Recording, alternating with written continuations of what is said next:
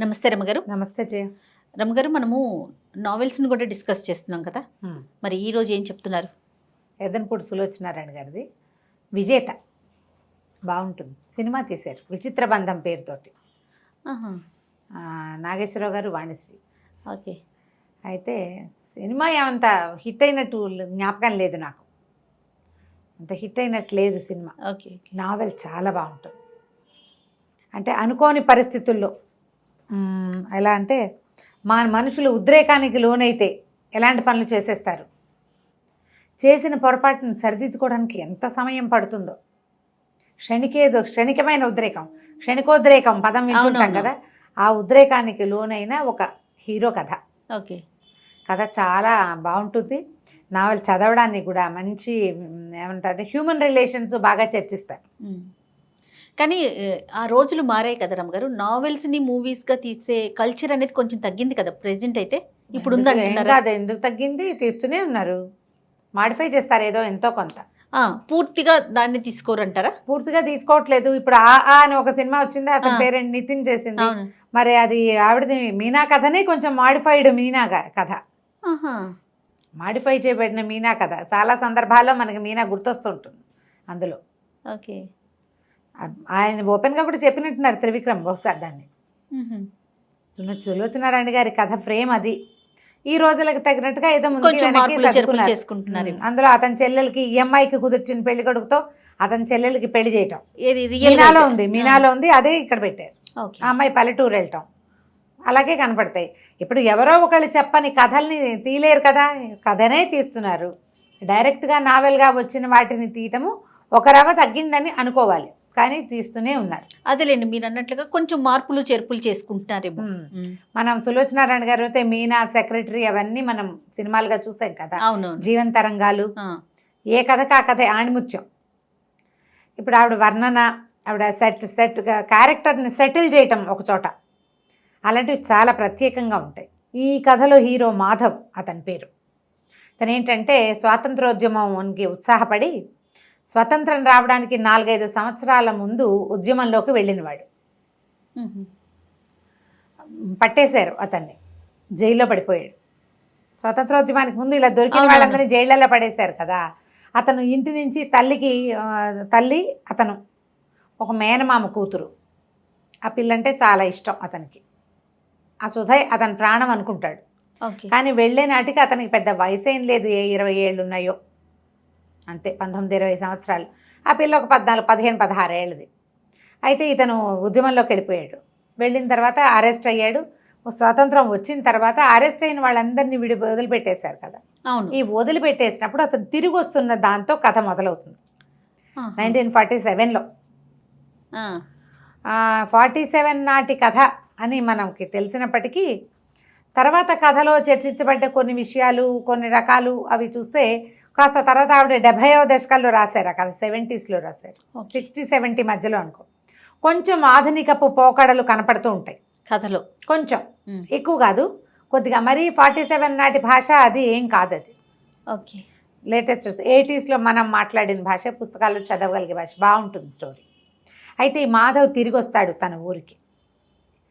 తిరిగి వస్తే ఒక జీప్లో వస్తుంటాడు.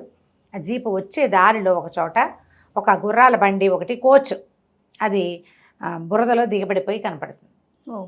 కనపడితే వాళ్ళు ఆ కోచ్ తాలూకు ఆ కోచ్ మ్యాన్ సహాయం చేయమని కారు ఆపుతాడు. సరే చూస్తే ఏమవుతుంది, ఆ కోచ్లో ఒక అందమైన అమ్మాయి ఉంటుంది. ఒక 16-17 సంవత్సరాలు ఉంటాయి అటు ఇటుగా. ఇతను సుధ వయసు అనుకో, 18 ఏళ్ళు, 17-18. పిల్ల చాలా అందంగా మంచి బట్టలతోటి, బాగా డబ్బున్న వాళ్ళ పిల్లలే కనపడుతుంది, అందమైన పిల్ల. అయితే ఈ కోచు ఇందులో దీనికి చేతులు, బండిని బైక్ తోస్తాడు, చేతులు కడుక్కోవడానికి నీళ్లు కనపడ, బురదలో టైర్ చక్రము బురదలో దిగిపోయింది, అక్కడ నీళ్లు ఉన్నాయని చూపిస్తారు. ఆ నీళ్ల కోసం వెళ్ళినప్పుడు అది కొంచెం వెన్నెల రాత్రి, ఆ వెలుగులో ఆ పిల్ల మొహం అతనికి స్పష్టంగా కనబడుతుంది. ఆ అమ్మాయికి పైపెదవ మీద పుట్టుమచ్చ ఉంటుంది. దానికి వేసి చూస్తే అతనికి మరదలు జ్ఞాపకం వస్తుంది. ఆ అమ్మాయి కూడా ఇలాంటి పుట్టుమచ్చ ఉంది, కుడి ఎడమలుగా ఉంటాయి. అది చూస్తూ చూస్తూ అమ్మాయి కర్చీఫ్ ఏదో నాప్కిన్ లాంటిది అందిస్తుంటే నాప్కిన్ పుచ్చుకోకుండా చేయి పట్టుకుంటాడు. పట్టుకునేసరికల్లా అమ్మాయి వెంటనే యూ రాస్కెల్ అనేసి చేయి లాగేసుకుంటుంది, తిట్టేస్తుంది. ఇతను అది కాదు ఇది కాదని మళ్ళీ చేయించుకోవడానికి ప్రయత్నం చేస్తాడు. ఆ అమ్మాయి ఏం చేస్తుంది, మెళ్ళో ఆ పిల్లకి ఒక పులిగోరు పథకం వేళ్లాడుతుంటుంది. టక్కిన మెడలోంచి ఆ పులిగోరు తీసి అతని మొహం మీద పొడి చేస్తుంది. అంటే తనను తను కాపాడుకోవడానికి చేసిన ప్రయత్నం. నిజానికి అతను ఏం చెయ్యల, కానీ చీకటి మాటను ఎవరైనా చేయిపుచ్చుకుంటే అలాంటి ఉద్దేశం కలుగుతుంది. ఆ పిల్ల అపార్థం చేసుకుంటుంది. ఇతను కూడా మనిషి దృఢంగా భారీగా పెద్దవాడిగా ఉంటాడు, పొడుగాటివాడు. ఆ వయసు వాళ్ళని నమ్మలేరు ఆడపిల్లలు. దాంతో ఇతను మొహం పక్కకి తిప్పేసరికి అలా బుగ్గ మీద పొడుగ్గా గీసుకుపోతుంది. నెత్తురు వచ్చేస్తుంది, భగ్గుమంటుంది మొహం. హడిలిపోతాడు. ఆ అమ్మాయి అది కాదు ఇది కాదని నేను చెప్పే లోపలే ఆ అమ్మాయి కాస్త పరిగెత్తుకుంటూ వెళ్ళి ఆ గుర్రబండి మీద కూర్చుని ఎడాపెడా ఆ గుర్రాలని బాధేస్తూ పరిగెత్తిచ్చేస్తుంది అక్కడి నుంచి. ఏదో జరిగిందని చూసిన వాళ్ళకి అర్థమవుతుంది, కానీ ఏం జరిగిందో తెలియదు. మళ్ళీ వచ్చి జీప్లో కూర్చుంటాడు. జీప్ డ్రైవర్ వీడు ఏదో చేశాడనిపిస్తుంది. అమ్మాయికి పిచ్చర్లే ఉందంటాడు. అయిపోయింది ఇక్కడి నుంచి ఇంటికి వెళ్ళిపోతాడు. ఇంటికి వెళ్ళేసరికల్లా వాళ్ళ ఇల్లు ఇంటి ప్లేస్లో ఏదో ఉంటుంది. ఒక ముసలాయన ఎవరో కనపడతాడు, బాబాయ్. అయ్యో నువ్వు చనిపోయావు అనుకున్నాడు రా నాయన, మొత్తాన్ని బతికే ఉన్నావు, 5 సంవత్సరాలు 4-5 ఏళ్ళు అయిపోయింది. ఆంటీ ఇంటికి తీసుకెళ్తారు, అన్నం అదే పెడతారు. తీరా చూస్తే తల్లి లేదు, చనిపోయింది. సోదాలకి వీళ్ళ ఊరు కూడా వచ్చారు. వాళ్ళ అమ్మ గుండె పగిలిపోయి ఆవిడ పోయింది. ఆ ఇల్లు ఇంకా ఈ పిల్లాడు చచ్చిపోయాడని వచ్చింది వార్త. దాంతో ఇంటినేమో స్కూల్కి ఇచ్చేశారు ఇతని జ్ఞాపకార్థంగా. సుధ ఏమైందంటే, సుధనేమో వాళ్ళ మేనమామ వచ్చి తీసుకెళ్ళాడు. ఈ అమ్మాయికి ఇతనికి మాధవ్కి మేనమామ కూతురు. మాధవ్ మేనమామ భార్య ఉంది కదా, ఆమె అన్నదమ్ములు ఎవరో వచ్చి ఈ పిల్లని తీసుకుపోయారు.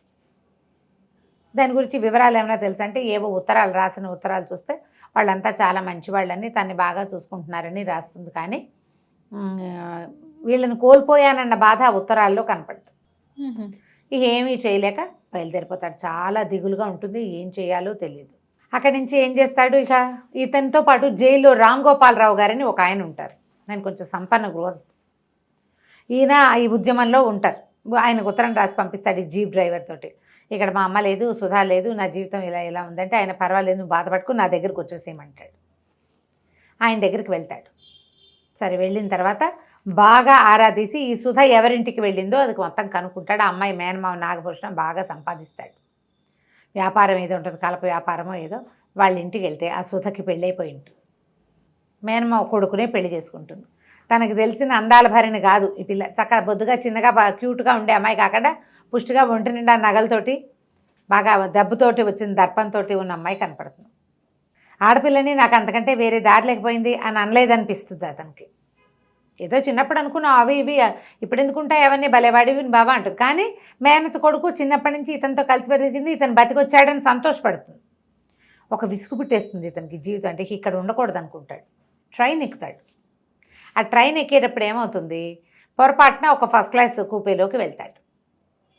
అతను ఎక్కిన తర్వాత ఎవరో వస్తారు. తీరా చూస్తే ఏ అమ్మాయి అయితే తన బుగ్గ మీద ఇలా ఘాటు పెట్టిందో ఆ అమ్మాయి అక్కడ ఉంటుంది. ఇక ఏం చూస్తే ఎవ్వరు ఉండరు, ఆ కూపేలో వాళ్ళిద్దరే ఉంటారు. ఆ పిల్లని బాగా బెదిరించి ఏడిపించాలనిపిస్తుంది ఇతనికి. పెద్దవాడు కాదు కదా, 24-25 ఏళ్ళవాడు. ఆ అమ్మాయి అంతకంటే రెచ్చిపోయి తిట్టినట్టుగా బిహేవ్ చేసేసరికల్లా ఆ పిల్లని బలవంతం చేసేస్తాడు. ఒక ఆపుకోలేని తనంతో. ఏం చెయ్యాలో తెలియదు.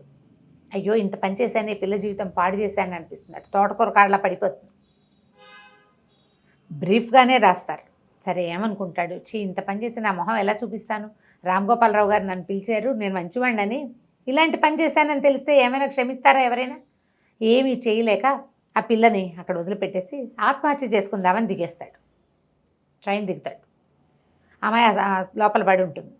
దిగేస్తాడు. కానీ దూకేసే టైంకి జీవితం మీద ఏదో ఒక ప్రీతి వెనక్కి అడుగేసేస్తాడు. చావడు, చనిపోవడానికే వెళ్తాడు. ఆత్మహత్యకే ఇంత పని చేశాను నేను అని. అక్కడి నుంచి ఆ రామ్ గోపాల్ గారి దగ్గరికి వెళ్ళిపోతాడు. ఆయన చాలా బాగా చూసుకుంటారు. ఇతనికి ఆ అమ్మాయి ఎంతసేపు గుర్తొస్తూ ఉంటుంది. ఆ పిల్ల మొహం మర్చిపోడు. ఆ మెడలో ఉన్న పులిగోరు, అందమైన మొహం, సోగ కళ్ళు అవి బాగా జ్ఞాపకం ఉంటాయి. సరే వీళ్ళ దగ్గర ఉండటం మొదలు పెడతాడు. ఆయన కొద్ది 4-5 సంవత్సరాలకి ఆయన చనిపోతారు. ఆయన ఆస్తి పాస్తి వ్యవహారం అంతా చూసేవాడు.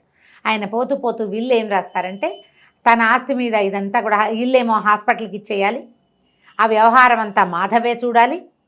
తర్వాత హైదరాబాద్కు 40 కిలోమీటర్ల దూరంలో ఒక పల్లెటూరులో ఉన్న ఒక ఇల్లు, 10 ఎకరాల పొలము మాధవ్ పేరుతోటి రాస్తారు.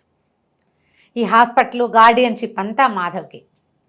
ఆయన చుట్టుపక్కలకి ఎవరికి ఆస్తి ఎవరు, దాంతో వాళ్ళంతా బాగా గొడవ చేస్తారు.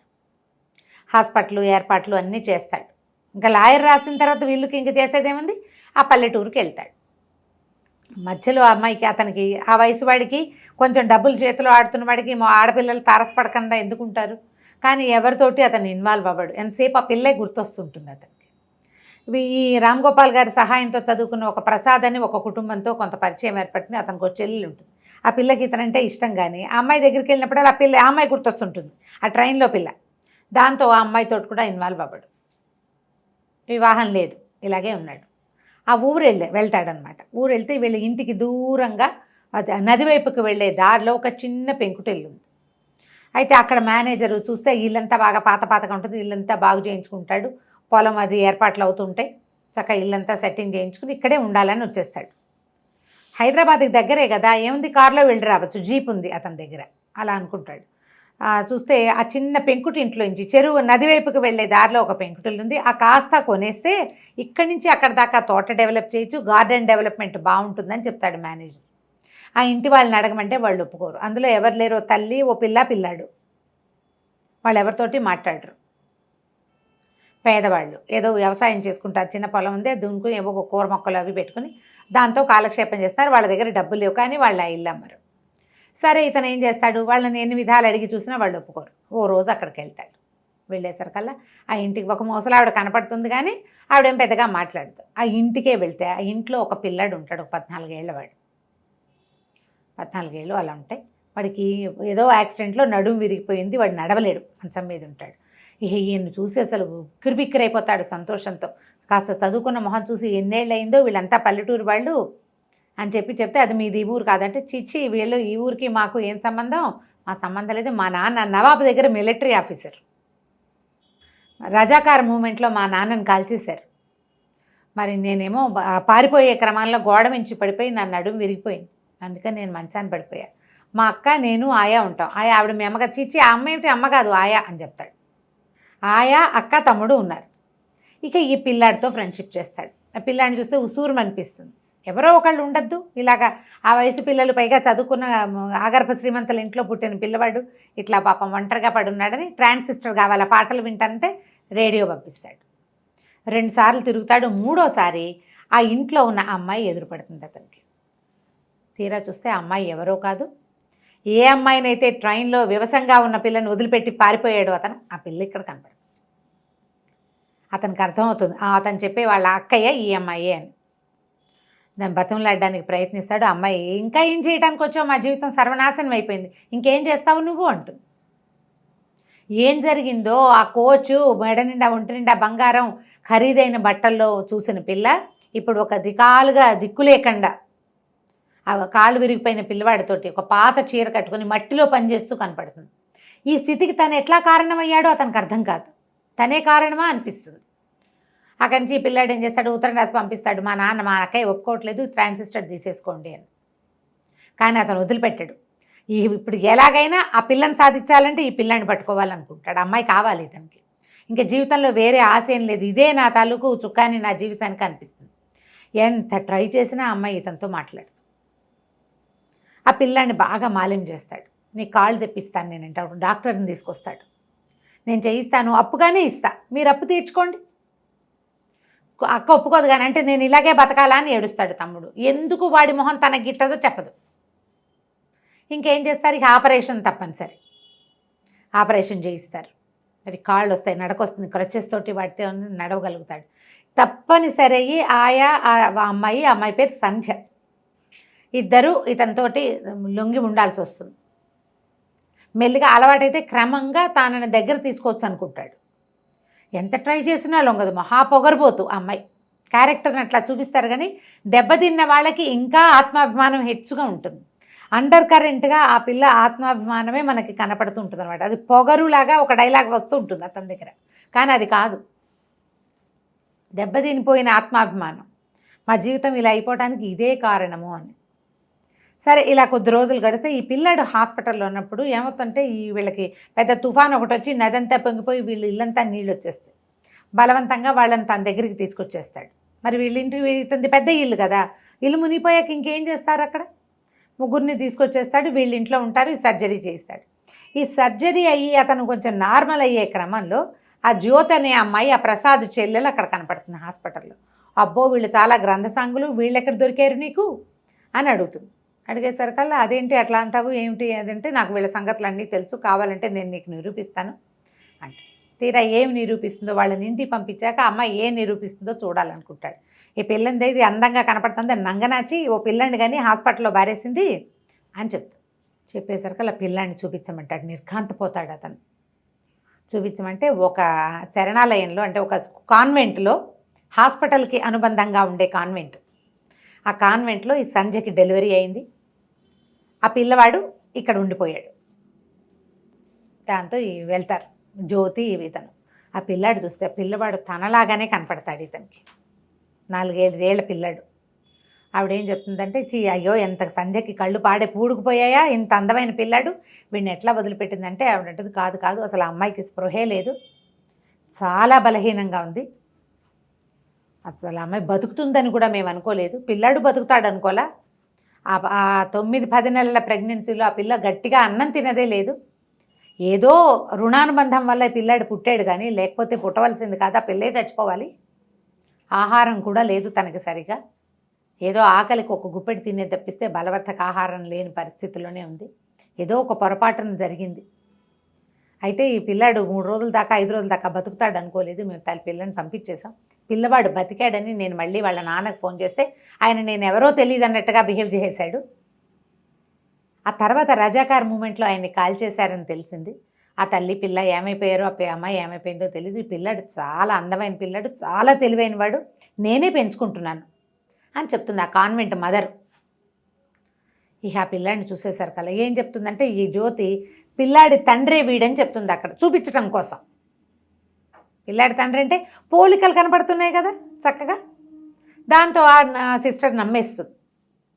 అక్కడి నుంచి పిల్లని దగ్గరికి తీస్తే వస్తాడు దగ్గరికి, వాడు కొంచెం జనముద్దైన పిల్లాడు, అందరితోటి కొంచెం బాగా ఉంటాడనమాట. తర్వాత ఇతను మర్నాడు వెళ్ళి మాట్లాడుకుని సంధ్య నా దగ్గరే ఉందని చెప్పి పిల్లాన్ని నాకు ఇచ్చేయమని అడిగి తెచ్చేసుకుంటాడు, ఇంటికి తెచ్చేస్తాడు. ఆ ఇంట్లో ఆల్రెడీ సంధ్య ఉంది, ఆయా ఉంది.